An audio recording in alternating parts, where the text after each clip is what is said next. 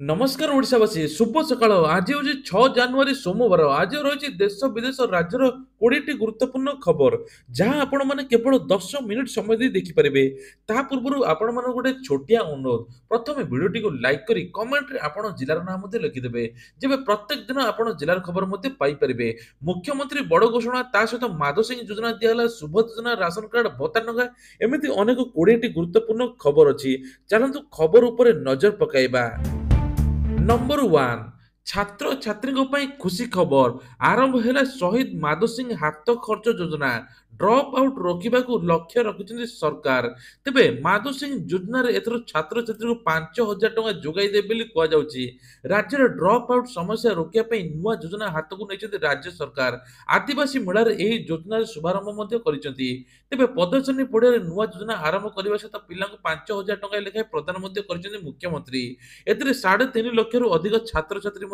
उपकृत हेबे तेबे शहीद माधव सिंह हाथ खर्च योजन सीधा सड़क पिला बैंक अकाउंट को यही टंका पठाई दिया जिवो तेबे राजधानी रे हेला पथ उत्सव एने कि बीएमसी पक्षर सब सूचना मिली प्रत्येक दिन रविवार पथ उत्सव चलिबो पथ उत्सव रे खेलकूद संग कसरत नाच गीत चली व्यायाम मास्टर कैंटीन राम मंदिर पर्यंत चलिबो कार्यक्रम पथ उत्सव देखा लोक मन में बेस आग्रह देखा मिली एथर प्रत्येक रविवार पथ उत्सव राजधानी रे चलिबो 27 जन को मिलिबो प्रवासी भारतीय सम्मान वैदेशिक व्यापार मंत्रालय जारी कला तालिका तेबे 27 जन भारतीय प्रवासी भारतीय सम्मान मिलिबो आसंता 10 तारिख रे प्रवासी भारतीय दिवस उत्सव रे उद्यापन कार्यक्रम राष्ट्रपति द्रौपदी मुर्मू एही पुरस्कार प्रदान करिवे देश विदेशर विभिन्न क्षेत्र में कृतित्व हासिल करथिबा प्रवासी भारतीय को एही सम्मान प्रदान कराजिबो उपर राष्ट्रपति अध्यक्षतार एक विचार मंडल कमिटी गढ़ा जाइतिला तेबे वैशेषिक मंत्री एही कमिटी उपाध्यक्ष थिले एथिरे 27 जन को पुरस्कार प्रदान करिया पई चूड़ांत होईची वैदेशिक मंत्रालय वेबसाइट रे मध्ये एही तालिका प्रकाश पाइची शिक्षा चिकित्सा विज्ञान समाज सेवा ता सहित वाणिज्य विज्ञान आदि क्षेत्र में कृतित्व लेखाए पुरस्कार प्रदान कराजिबो चाषी बड़ घोषणा अदिनिया वर्षा क्षति सही 6,66,000 ऊर्ध्व चाषी दिज्व 291 कोटी टंका प्रति पंचायत पक्ष कार्यक्रम में घोषणा कर मुख्यमंत्री मोहन चरण माझी मुख्यमंत्री घोषणा अनुसार अदिनिया वर्षा 6,66,000 ऊर्ध्व चाषी क्षति होती वर्तमान क्षति आकलन आसी सारी चाषी को क्षतिपूरण बाबद 291 कोटी टंका प्रदान एने प्रक्रिया आरंभ होता बेले चाषी निश्चित क्षतिपूरण पाए मुख्यमंत्री मोट 2,91,000 हेक्टर फसल क्षति होता बेले 291 कोटी सहायता चाषी मान मिल तेबे क्षति सही चाषी को राजस्व विपर्य परिचालन रिलीफ पांठि सहायता खूब जल्दी दिज्व मुख्यमंत्री कहते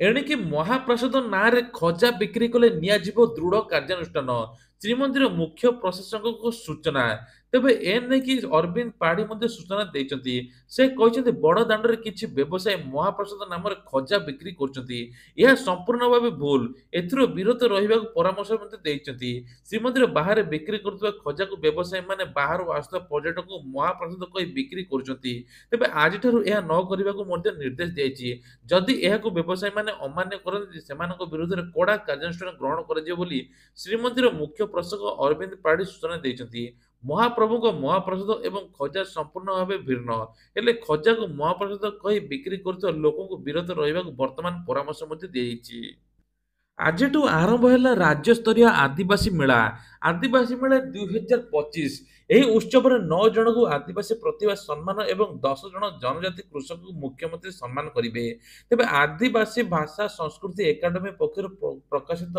जर्नाल दंजा नूतन संस्करण उन्मोचित होउची एही अवसर में जनजाति छात्र छात्री को मदद सिंह योजना मुख्यमंत्री देइचंती ता सहित आदिवासी मेला किभली सुरुखुरु चलिबो से नै मुख्यमंत्री घोषणा करचंती जाड़े थरुची सारा ओडिशा कमुची पारद बढ़ुची शीत आभ्यंतरीण उपकूल सबुठी शीतर प्रकोप 2 ରୁ 4 डिग्री सेल्सियस तापमात्रा कमियो बोली कुआଯାଉଛି आ भुवनेश्वर में शीत जना पड़िबो तेबे 9 तारिख जाए पाग सुखिला रहिबा सहित शीतर प्रकोप बढ़ियो बोली कुआଯାଉଛି 10 डिग्री तले सहर तापमात्रा 6 सहर रहिछि तेबे राउरकेला झारसुगुड़ा अनुगुल दारिंगबाड़ी भवानीपाटना रे टोटाल 10 डिग्री तलू रही से 3टी सहर तापमात्रा 30 डिग्री ऊपर रही बलांगीर नुआपट 30 और बरगढ़ 31.2 डिग्री रही ସୁଭଦ୍ରା ଯୋଜନାକୁ ନେଇ ଆସିଲା ବଡ଼ ଅପଡେଟ୍। ତେବେ ଏହି ବର୍ଷର ମହିଳାଙ୍କ ପାଇଁ ଖୁସି ଖବର। ସୁଭଦ୍ରା ଯୋଜନା ଟଙ୍କା ତିନି ଥର ମିଳିବା ପାଇଁ ଯାଉଛି। ଏନେଇକି ମଧ୍ୟ ମହିଳାଙ୍କୁ ସ୍ୱାବଲମ୍ବୀ ଆତ୍ମନିର୍ଭରଶୀଳ କରିବା ପାଇଁ ଉପମୁଖ୍ୟମନ୍ତ୍ରୀ ପ୍ରଭାତୀ ପରିଡ଼ା ସୂଚନା ଦେଇଛନ୍ତି। ତେବେ କୁହାଯାଉଛି ପ୍ରଥମ କିସ୍ତିର ଚତୁର୍ଥ ପର୍ଯ୍ୟାୟ ଟଙ୍କା ଜାନୁଆରୀ ମାସରେ ମିଳିବ ଏବଂ ଦ୍ୱିତୀୟ କିସ୍ତି ମହିଳା ଦିବସ ଦିନ ମିଳିବ ଏବଂ ତୃତୀୟ କିସ୍ତି ରାକ୍ଷୀ ପୂର୍ଣ୍ଣିମା ଦିନ ମିଳିବ। ତେଣୁ ଏନେଇକି ଆକଳନ ମଧ୍ୟ କରାଯାଇଛି ତିନି ଥର ଏହି ବର୍ଷରେ ରାସନ କାର୍ଡ ମହିଳାମାନଙ୍କୁ ଆସିଲା ବଡ ଅପଡେଟ ମିଳିବ। ଏଣିକି ଯେକୌଣସି ଲୋକ ଇକେୱାଇସି କରିବେ ନାହିଁ ତାଙ୍କର ରାସନ କାର୍ଡ ତୁରନ୍ତ କଟିଯିବ। ତେବେ କୁହାଯାଉଛି ଯେ ରାସନ କାର୍ଡରେ ଏଥର ସରକାର ମଧ୍ୟ 1,000 ଟଙ୍କା ଲେଖାଏଁ ସହାୟତା ଦଉଛନ୍ତି। ଯେଉଁମାନେ ଆର୍ଥିକ ସ୍ୱଚ୍ଛଳ ନାହାନ୍ତି ବା ତାଙ୍କର ବର୍ତ୍ତମାନ 10,000 ସାଲାରୀ କମ୍ ଅଛି ବା ତାଙ୍କର କୌଣସି ପ୍ରକାର ଅସୁବିଧା ଅଛି ତେଣୁ ତାଙ୍କୁ 1,000 ଟଙ୍କା ଯୋଗାଇ ଦେବେ କେନ୍ଦ୍ର ସରକାର। ଏନେଇକି ମଧ୍ୟ ବଡ଼ ଘୋଷଣା। ଆଉ 55 ଲକ୍ଷ ଯଦି ଏପର୍ଯ୍ୟନ୍ତ ଇକେୱାଇସି କରିବେନି ତାଙ୍କ ନମ୍ବର ମଧ୍ୟ କଟିଯିବ ବୋଲି କୁହାଯାଉଛି। ପଠାଣି ସାମନ୍ତ ଗଣିତ ମେଧାବୃତ୍ତି ପରୀକ୍ଷା ଘୋଷଣା ହେଲା ଏବଂ ଫର୍ମ ପୂରଣ ତାରିଖ ଏହି ଦିନ ରହିଛି ଲାଷ୍ଟ ଡେଟ୍। ତେବେ କୁହାଯାଉଛି ଯେ ଏଥର ପରୀକ୍ଷା ଘୋଷଣା କରାଯାଇଛି ପ୍ରାଥମିକ ହାଇସ୍କୁଲ ସ୍ତରରେ ପଠାଣି ସାମନ୍ତ ଗଣିତ ମେଧାବୃତ୍ତି ପରୀକ୍ଷା ମାଧ୍ୟମିକ ଶିକ୍ଷା ପରିଷଦ ପକ୍ଷରୁ ଆସନ୍ତା 7 ତାରିଖରେ ହେବା ପାଇଁ ଯାଉଛି ବୋଲି କୁହାଯାଉଛି। ତେବେ ଏନେଇକି ସରକାର ତରଫରୁ ମଧ୍ୟ ବିଜ୍ଞପ୍ତି ପ୍ରକାଶ ପାଇଛି। ଏହି ପରୀକ୍ଷାରେ ଷଷ୍ଠ ଓ ନବମ ଶ୍ରେଣୀରେ ଅଧ୍ୟୟନ କରୁଥିବା ଛାତ୍ରଛାତ୍ରୀ ହିଁ ଭାଗ ନେଇପାରିବେ ବୋଲି ବୋର୍ଡ ପକ୍ଷରୁ ମଧ୍ୟ ସୂଚନା ଦିଆଯାଇଛି। 7 ତାରିଖରୁ ଆରମ୍ଭ ହୋଇ 17 ତାରିଖ ଯାଏଁ ଚାଲିବ ବୋଲି କୁହାଯାଉଛି। ପୁଣି ବଢିଲା ଆଳୁ ଦର। ଓଡ଼ିଶାର ପିଛା ଛାଡୁନି ଆଳୁ ସଙ୍କଟ। ରାଜ୍ୟରେ ଆଳୁ ସଙ୍କଟ ପାଇଁ ସରକାର ଓ ବିରୋଧୀ ପରସ୍ପରକୁ ଦୋଷ ଦେଉଛନ୍ତି। କିନ୍ତୁ ସରକାର ବିରୋଧୀଙ୍କ ବୟାନବାଜି ଭିତରେ ପୁଣି ଥରେ ଆଳୁ ଦର ଉପରମୁହାଁ ହୋଇଛି। ଏହାକୁ ନେଇ ଲୋକଙ୍କ ଭିତରେ ମଧ୍ୟ ଅସନ୍ତୋଷ ବଢିବାରେ ଲାଗିଛି। ଅବିବାହିତ ଦମ୍ପତିଙ୍କୁ ଓୟୋ ହୋଟେଲ ଯିବା ମନା। କଟକଣା ଲଗାଇଲା ଓୟୋ କମ୍ପାନୀ। ତେବେ ଅବିବାହିତ ଦମ୍ପତିଙ୍କୁ ଓୟୋ ହୋଟେଲ ରୁମ୍ ମନା। ଏହି ଘୋଷଣା କରିଛି ଓୟୋ କମ୍ପାନୀ ତାର ଚେକ୍ ଇନ୍ ନିୟମ ସମୟରେ ବଡ଼ ପରିବର୍ତ୍ତନ କରିବା ସହିତ ହୋଟେଲରେ ଏହାକୁ ଲାଗୁ କରିବା ପାଇଁ ନିର୍ଦ୍ଦେଶ ଦେଇଛି। ନିୟମ ଅନୁସାରେ ଅବିବାହିତ ଦମ୍ପତି ରୁମ୍ ବୁକ୍ କରିପାରିବେ ନାହିଁ। ନୂଆ ବର୍ଷର ନୂଆ ଗାଇଡଲାଇନ୍ ଲାଗୁ ହେବ। କମ୍ପାନୀ ପକ୍ଷରୁ କୁହାଯାଇଛି ଯେ କୌଣସି ଓୟୋ ହୋଟେଲରେ ଚେକ୍ ଇନ୍ କରିବା ସମୟରେ ଯଦି ଦମ୍ପତି ସେମାନଙ୍କ ସମ୍ପର୍କରେ ଉପଯୁକ୍ତ ପ୍ରମାଣପତ୍ର ଦେଖାଇବାକୁ ବାଧ୍ୟ ତେବେ ଅନଲାଇନ୍ ବୁକ୍ ବେଳେ ଏହି ନିୟମ ଲାଗୁ ହେବ ବୋଲି କୁହାଯାଉଛି। ଆଉ ପାଗେ ଆଦେଇଲା ଚୀନ। ରୋଗୀଙ୍କ ମସ୍ତିଷ୍କ ପଢି ପାରୁଥିବା ମେସିନର ସଫଳ ପରୀକ୍ଷଣ।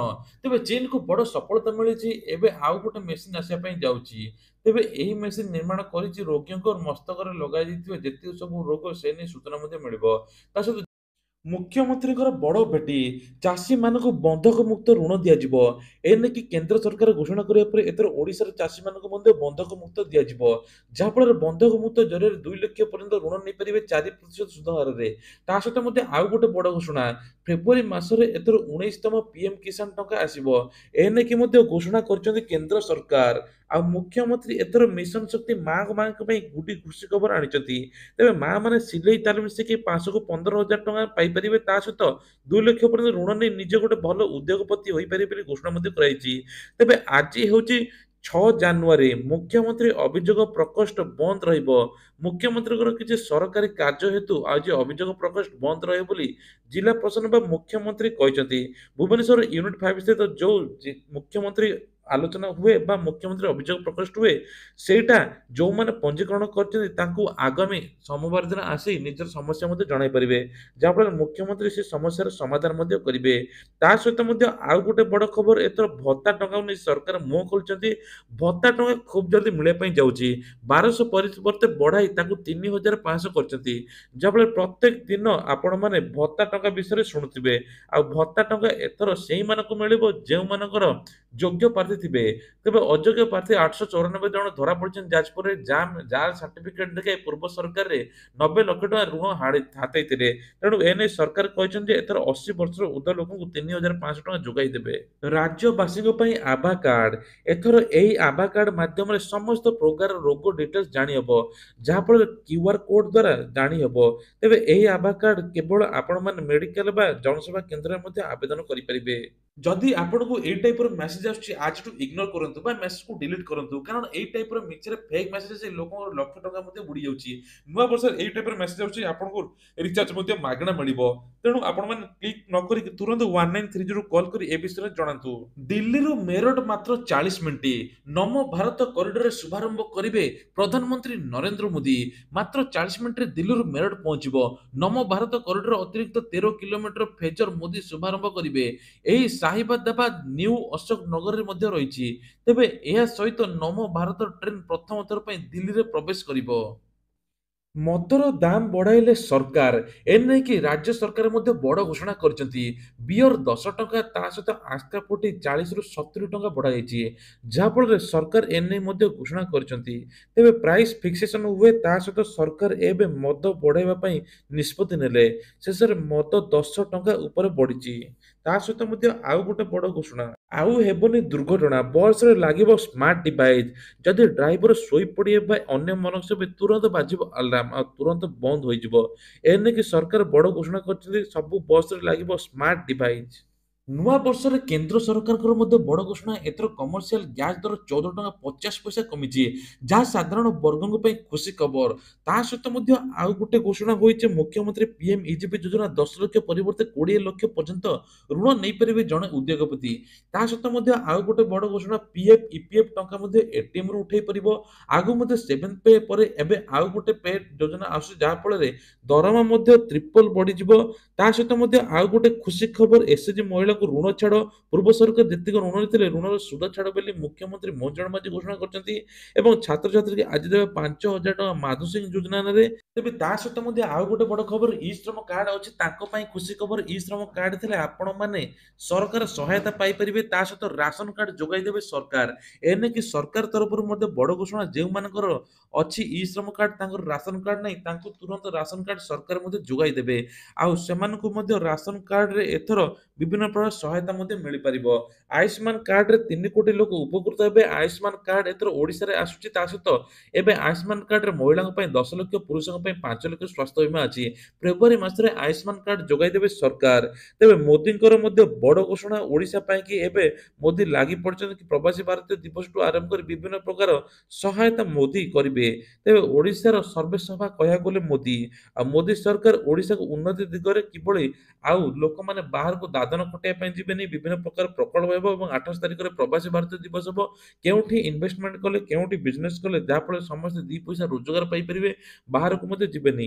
ଏ ଉପରେ ମଧ୍ୟ ମୋଦି ସରକାର ମଧ୍ୟ ବଡ ବଡ ଘୋଷଣା କରିଛନ୍ତି ଏବଂ କହିଛନ୍ତି ମଧ୍ୟ। ତେବେ ତେବେ ତା ସହିତ ମଧ୍ୟ ଆଉ ଗୋଟେ ବଡ ଖବର, ଏ ନେଇକି ମୁଖ୍ୟମନ୍ତ୍ରୀ ମୋହନ ମାଝୀ ମଧ୍ୟ ଘୋଷଣା କରିଛନ୍ତି। କୁହାଯାଉଛି ଯେ ଏଥର ମହିଳାକୁ ସ୍ୱାବଲମ୍ବୀ କରିବା ପାଇଁ ବିଭିନ୍ନ ଦିଗରେ ପ୍ରଚେଷ୍ଟା ମଧ୍ୟ କରୁଛନ୍ତି। ଆଉ ଏପଟେ କେନ୍ଦ୍ର ସରକାର ମଧ୍ୟ ନୂଆ ନୂଆ ଯୋଜନା ମଧ୍ୟ କରୁଛନ୍ତି। ଏଥର ସରକାର ମଧ୍ୟ ବଡ ଘୋଷଣା କରିଛନ୍ତି, ଏଥର ବୁଲା କୁକୁର ଆଉ ଗାଈ ମାନେ ଅଲଗା ଜାଗାରେ ରହିବେ। ଗାଈ ମାନେ ଏଥର ଗୁହାଳରେ ରହିବେ, ଆଉ ବୁଲା କୁକୁରାକୁ ବନ୍ଧ୍ୟାକରଣ କରାଯିବ। ପ୍ରବାସୀ ଭାରତୀୟ 8 ତାରିଖରେ ହେବାକୁ ଯାଉଥିବା ବେଳେ ବିଭିନ୍ନ ପ୍ରକାର ସରକାର ଦିଗରେ ଚିନ୍ତା କରୁଛନ୍ତି, ଯାହାଫଳରେ ବାହାରୁ ଆସିଥିବା ଗେଷ୍ଟ ମାନେ ସାରା ଓଡ଼ିଶା ସାରା ବୁଲିବେ ଏବଂ ଭୁବନେଶ୍ୱର ମଧ୍ୟ ରାଜଧାନୀ ଦେଖିବେ। ଏବଂ ରାଜଧାନୀରେ ମଧ୍ୟ ଆଦିବାସୀ ପଡ଼ିଆ ଏବେଠୁ ଷ୍ଟାର୍ଟ ହେଇଗଲାଣି। ତା ସହିତ ବିଭିନ୍ନ ପ୍ରକାର ମେଳା କାର୍ଯ୍ୟକ୍ରମ ମଧ୍ୟ ରହିଛି। ସଙ୍ଗୀତ ବାଦ୍ୟ ନୃତ୍ୟଠୁ ଆରମ୍ଭ କରି ସବୁ କିଛି ଆଦିବାସୀ ପଡ଼ିଆରେ ହେବ। ଆଦିବାସୀ ସଂସ୍କୃତି ମଧ୍ୟ ଆସିକି ଦେଖିପାରିବେ ପ୍ରବାସୀ ଭାରତୀୟ। ତେବେ ଇଏ ଥିଲା ଆଜିର ଦେଶ ବିଦେଶ ରାଜ୍ୟର କିଛିଟା ଗୁରୁତ୍ୱପୂର୍ଣ୍ଣ ଖବର। ଏଇଭଳିଆ ଖବର ଦେଖିବା ପାଇଁ ହେଲେ ଚ୍ୟାନେଲକୁ ସବସ୍କ୍ରାଇବ କରିଦେବେ। ଜୟ ଜଗନ୍ନାଥ।